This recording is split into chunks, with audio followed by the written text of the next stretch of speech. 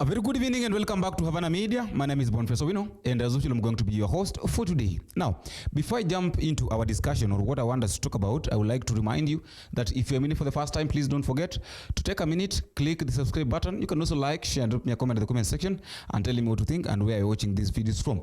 As I normally say, that feedback is normally the key thing in any form of communication.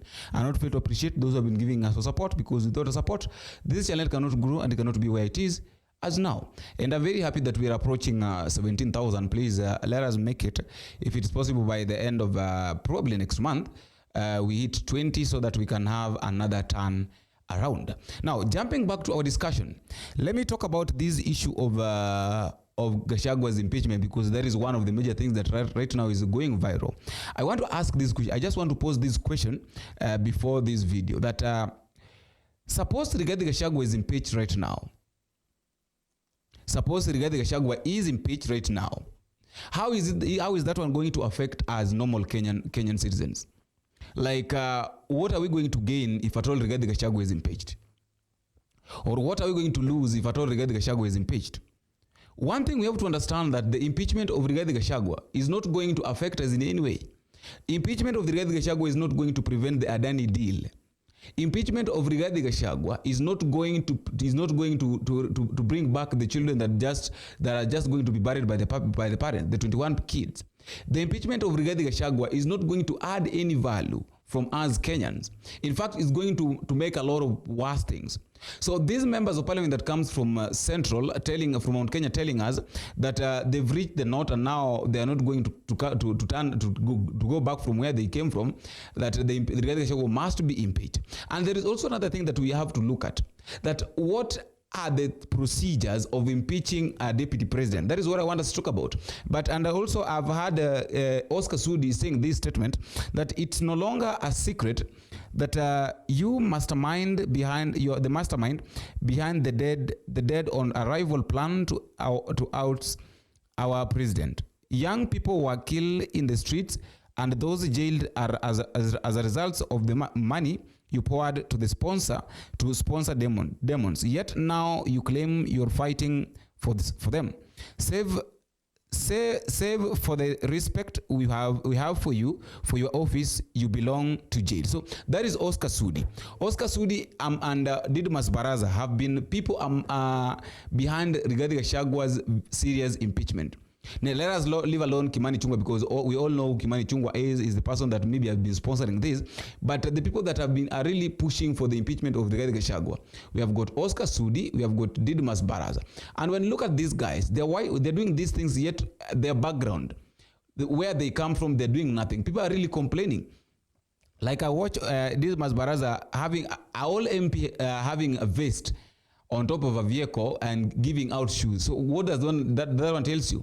So instead of working on how you can change your area, you are fighting on how you can impeach a deputy president. Now, I've just told you that I want to read for you the procedures for impeaching a deputy president. It is not as easy as people may think. And one thing I know for sure is that in as much as people are fighting on how the Rigathi Gachagua can be impeached, there is also need for the impeachment of the president. Like, if the president leaves office, that is the only solution. If the president leaves office, all these problems will be solved. Because if the president leaves office, a Adani deal will not be signed. This issue of taxation, high taxation, all these things that we are seeing will not happen. Now, to impeach the deputy president, these are the procedures that must be done. Number one thing that must be done is that a member of the National Assembly, supported by at least a third of all members, that is in bracket 117 members, moves a motion for the impeachment of the deputy president. And here we have a problem. Right now, everybody is just waiting to see a member of parliament who is going to take this motion into parliament, the impeachment of Rigathi Gachagua. We don't know who the person is, but they are saying that they are ready. I know maybe someone is going to be paid. Probably is someone that will come from Mount Kenya region, or maybe from a small region, so that it cannot be seen that William Ruto is behind this. And remember the statement that Rigathi Gachagua made, I think on Sunday when he was being interviewed, that the impeachment motion of a deputy president, no one takes it to the parliament except the president himself. That is it. And there is also another thing. The second thing is the second procedure is that if the motion is supported by at least 2/3 of all the members, that is 233 members, the Speaker shall inform the Speaker of the Senate of that resolution within 2 days. Number 3, within 7 days after receiving the notice, the Senate Speaker shall convene a meeting of the Senate to hear charges against the Deputy President and may appoint a special committee to investigate the matter. Number 4, the special committee shall investigate and report within 10 days whether it finds the allegations have been substantiated. Number 5, if not been substantiated, further proceedings shall not be taken. If substantiated, the Senate shall, after according to the Deputy President an opportunity to be heard, vote on the impeachment charges. The last one, if at least 2/3 of all the members of the Senate, 45 vote to uphold any impeachment charges, the Deputy President shall cease to hold office. So are you seeing there is there is a process, and all these processes needs money. It's like, you know, these people think that now impeaching Rigathi Gachagua is going to be very easy. Not that we are against impeaching Rigathi Gachagua, but we are looking at the possible ways. Is it really easy to impeach the Deputy President? If it's not easy to impeach the Deputy Governor, the Deputy Governor is not easy to impeach the Deputy Governor. So how sure are these guys that it is going to be very easy to impeach the Deputy President? And another thing that William Ruto needs also to understand, that all these things needs money. Why can't he just work and assume that just like the way the former president Uhuru Kenyatta did? Uhuru Kenyatta assumed that the president was not the deputy president was not in office, and he worked. Unajua, unaweza kuanza safari na mtu na kwa roho yako you mean well, si ndio? Na unatamani mtamaliza pamoja, yeah? Lakini ukiwa unafika pale karibu, mnaendelea, unaangalia nyuma, unaona kiti ya nyuma imerushwa nje na kuna mwingine ameishika huko, unamuuliza passenger ndio huyo ameporwa mali. Hai, mnaendelea, gurudumu imeshuka, unamuuliza wewe fanya repair.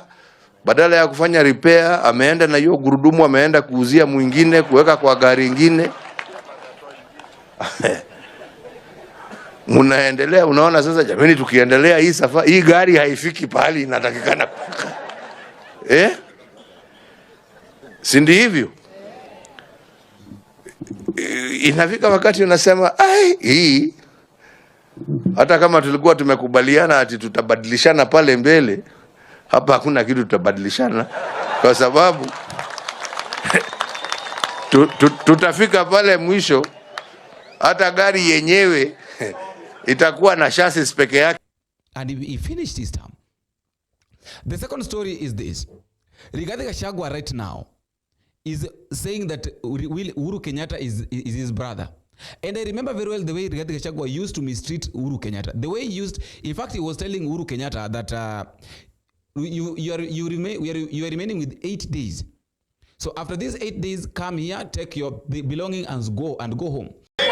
Na mimi nataka niseme, niambie president wetu Uhuru Kenyatta, tafadhali rais, tunakuomba kwa heshima, umebaki siku 8 kuja hapa Sagana State Lodge, na ukuja na makaton, uchukue vitu yako utoke uende. Wachana na sisi. Wachana na sisi. Wewe rais umeita mkutano pale Gicheha, ukaita wazee hapo, ukasema Rigathi Gachagua atajua wewe ni rais wa Kenya. Ukatisha Moses Kuria, ukatisha Ndindi Nyoro, ukatisha Kimani Ichung'wah. Rais, mimi nakuomba, mimi Rigathi Gachagua nimekusaidia mwaka 20. Wewe nilikutoa kwa baa, nikakuunda mpaka ukakuwa rais. Miaka hii yote nimekusaidia. Wewe umekuja kutuumiza. Umekuja umeniwekelea makesi ya uongo. Umekuja umeninyang'anya pesa yangu. Sasa baada ya kufanya hiyo yote unatisha mimi ati nitajua yeye ni rais wa Kenya. Mimi Rais Uhuru Kenyatta na kuomba nikiwa hapa Nyeri, usiue sisi vile baba yako aliua JM Kariuki.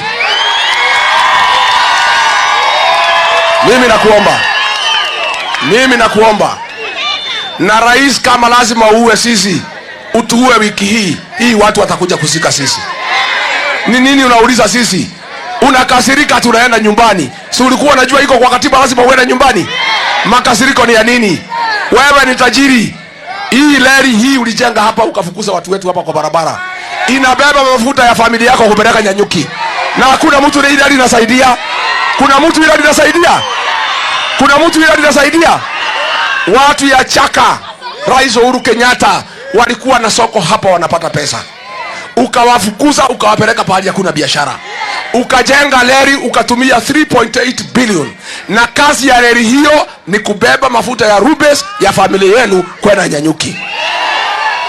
Rais wetu umekuja hapa, umenunua kampuni zote za maziwa. Wewe unanyanyasa wakulima ya maziwa. Unawanunulia maziwa 40 shillings. Unaenda unachemsha na weka pakiti. Unatusia 120. Unatengeneza faida ya 300%. Unanyanyasa wakulima ya maziwa na unanyanyasa wenye kununua maziwa. Wewe pesa tuliwachiwa hapa na Mwai Kibaki. Ulichukua pesa yote ukaficha ng'ambo huko Panama Islands. Ulisema ukitoka ng'ambo utatuambia hiyo pesa ulibeba kwa nini. Imekuwaje miaka 2 umerudi rais na hujasema kwa nini ulichukua pesa Kenya tuliwachiwa na Mwai Kibaki ukaficha huko ng'ambo? Mimi nakwambia rais, wewe baba yako alichukua mashamba ya Maumau. Hiyo mashamba ndio unaringa naye sasa. Shamba ya Gachagua'S ilikuwa ya Maumau, mkanyakua. Shamba ya kahawa mkanyakua. Tunataka tukwambie rais, wachana na sisi. Wewe enda nyumbani ukapumzike. Tumekubaliana? Wangapi wanasema Uhuru aende nyumbani? Right now, the same thing is being done to him, and he's complaining. And in fact, he's crying, saying that the only person that can give him hope is Uhuru Kenyatta. That is all I have for today. And until we meet again, I've been your host, Boniface Owena. Bye-bye.